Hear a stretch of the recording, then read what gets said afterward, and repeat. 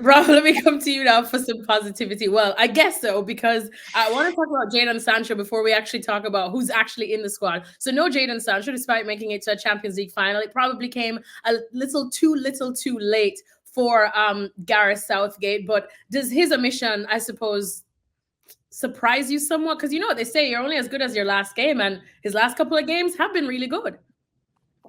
Yeah, I mean, he's obviously a player that's not played for England for a long time. I think Gareth Southgate values character as well as on-field abilities. He's very keen to keep a really tight-knit, good group, especially when you go away to a major tournament, because it is a really difficult atmosphere to be away for that long. You need to make sure that the atmosphere and things in the group is absolutely spot on. I think Jadon Sancho has done really well in the latter rounds of the Champions League. I don't think he was playing particularly well for Dortmund when he first went back from Man United. I went to Dortmund for one of the Champions League semi-finals, the first leg, and lots of their fans were saying that he hadn't really played particularly well until that first leg against PSG, which is when he kind of showed everyone again what a talented footballer is. I think you're probably right. I think his upturning form has just come a little bit too late, and he's probably run into the same problem that Marcus Rashford has a little bit, in that you've got Cole Palmer, Anthony Gordon, Eze, who have all played really well this season and are all probably ahead of him in the pecking order. I think maybe if they hadn't been as well stocked in that position, that maybe that you could turn to Jadon Sancho and say you're worth a spot in the 30-man squad because of what you've done in the latter rounds of the Champions League. But I think with the options that Southgate's got available in that position, I think that whatever Sancho did in the Champions League has come just a little bit too late.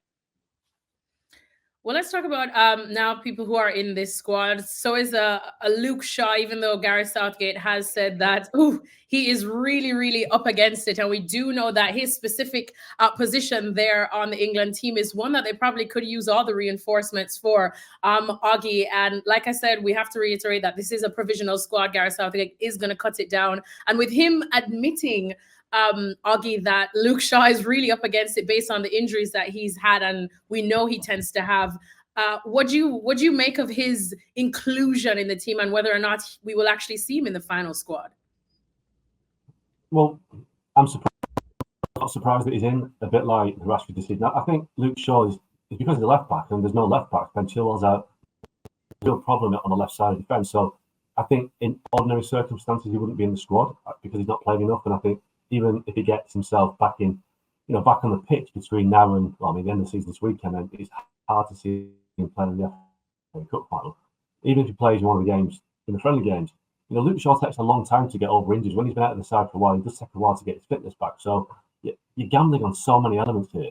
And I think if he goes to the Euros not fully fit, will he be fit enough to play? And then, Luke Shaw he's been at Man United for 10 years now, and it's been 10 years of injury situations, loss of form, not playing.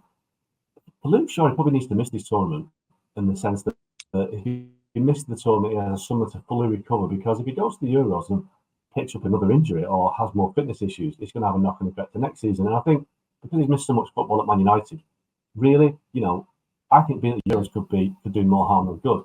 He's not played, and it's just a bad situation to be in. But I understand Southgate's decision in the sense that he has no other left backs, so it's basically the only option available to him. It's not a great option, but I do think from Luke Shaw's perspective on it, taking isolation, if he doesn't go to the Euros, it's for his benefit not to go. But obviously, if he gets selected, he wouldn't turn it down. But I think maybe you have to read the room a little bit and think, what does this look like at Man United if I go to the Euros and having missed so much football this season? But again, it's hard to turn down a major tournament.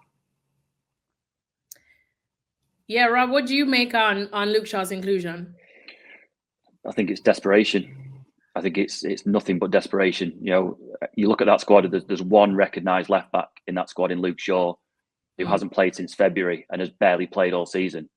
Southgate will be praying that somehow Luke Shaw somehow proves his fitness. Probably not even for the group stages, for the knockout rounds. That's what he'll be gambling on. He'll want Luke Shaw at St George's Park to take a proper look at him, to speak to him and say, what can you give me? And that's the only reason that he could possibly be in the squad. Because you look at the other options there. I mean, you've got Kieran Trippier, who's a right back who can play at left back. You've got Joe Gomez, again, not a left back who can play there. Yeah.